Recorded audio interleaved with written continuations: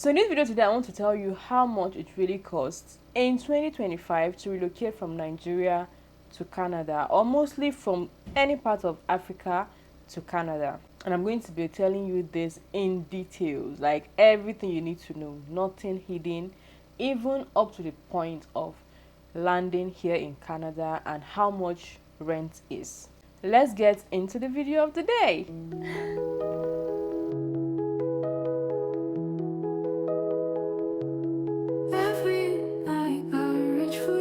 After you enter the pool and luckily your stars are shine and you have now been chosen amongst thousands of people, now you've gotten your IT. The next thing is that you're going to do your passport photograph, and I'm going to recommend Studio 24. Studio 24 is where everybody in Nigeria uses to do their passport photograph, and that is just where I know. That's the only place I know in Nigeria that they do it. And they know the procedure, they know the dimension you need, but you still need to tell them. But they already know, and they know what to do, all the whole process. They know everything to do. But please show them what you were sent. Even if they say, we know it, show them. But I know they know. But still show them. Anyways, you do your passport photograph. And the next thing is the police report. Your passport photograph is usually 6,000 naira. Anywhere, even in Lagos, like they are very strict. It's 6,000 naira. They will not cheat you because they have to write a receipt for you. They will even write a receipt to your email. So they are very strict, and they will not collect bribe. Maybe they will, I don't know. But these people definitely will collect bribe. Police reports.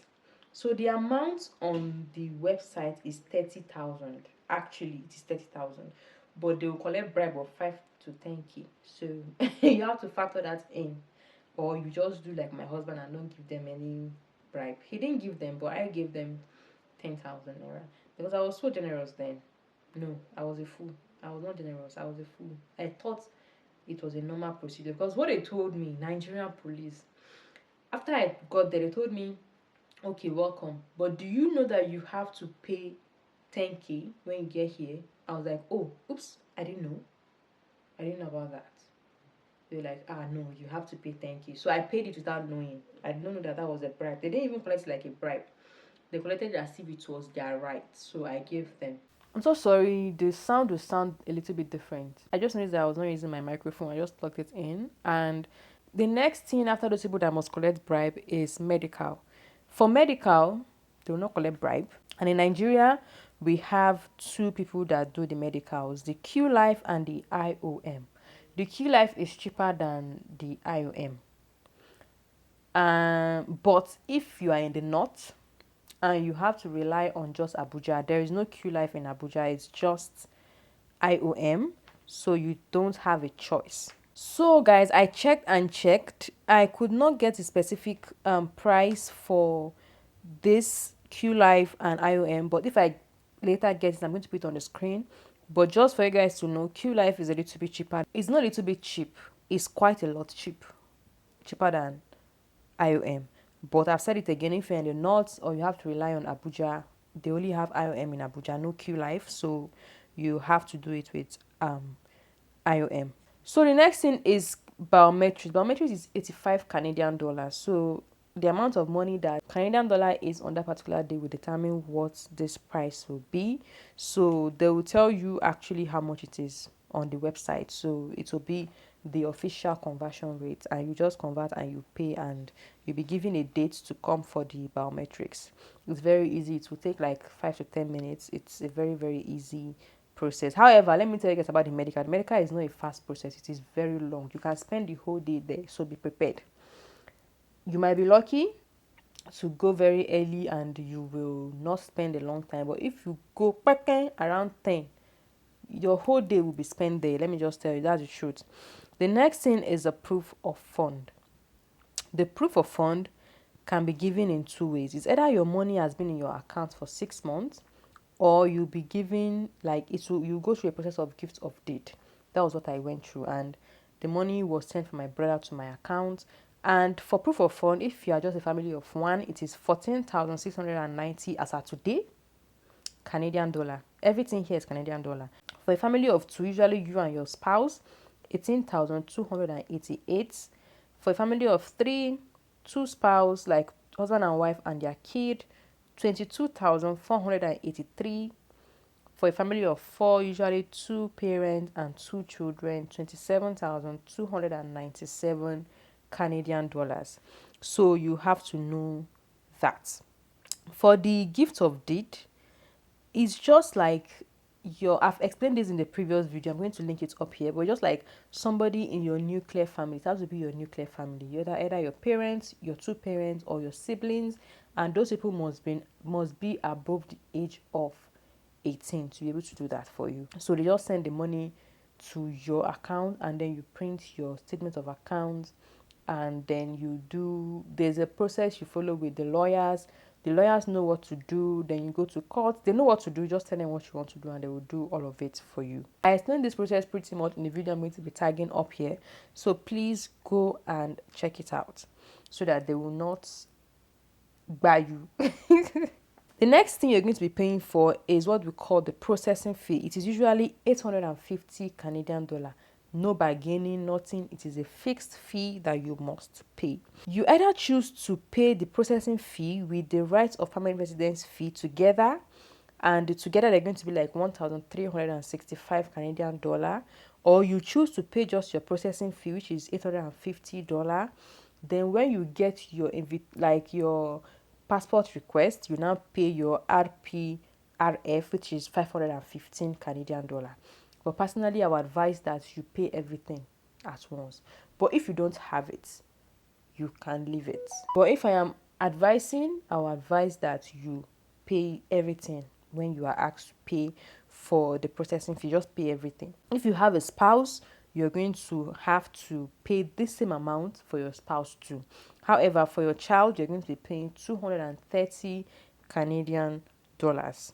So after you have now done every of this and you have submitted, they've gone through the whole process and they've analyzed it, and they now say, okay, now send in your passport for a visa stamp, right? There are plenty ways. Some people want to do their process very fast, and then they will go through the courier service that's going to be sent to Kenya or Accra.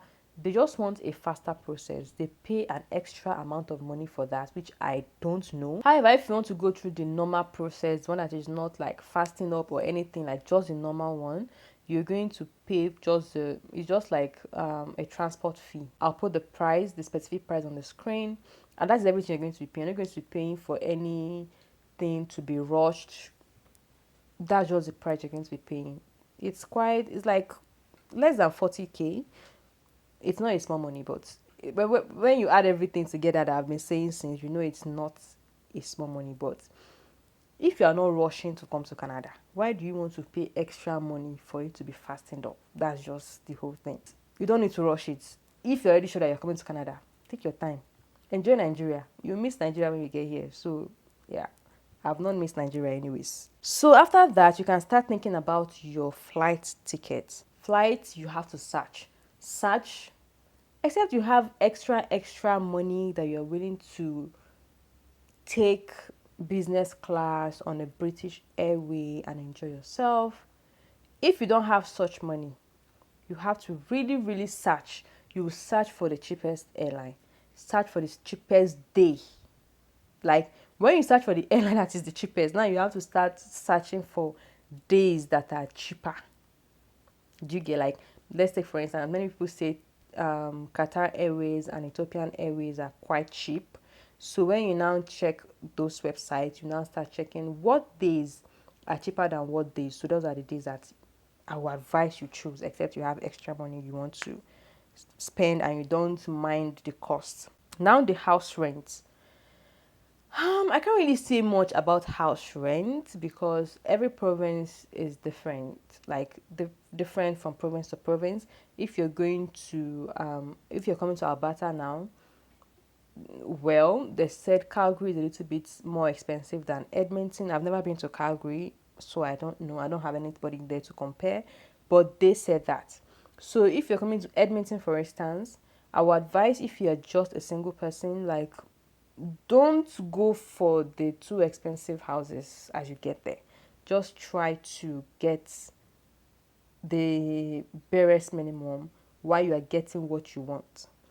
Let's take for instance, now you see a house that has a fridge, that has gas, everything there. Maybe it's a shared apartment, right?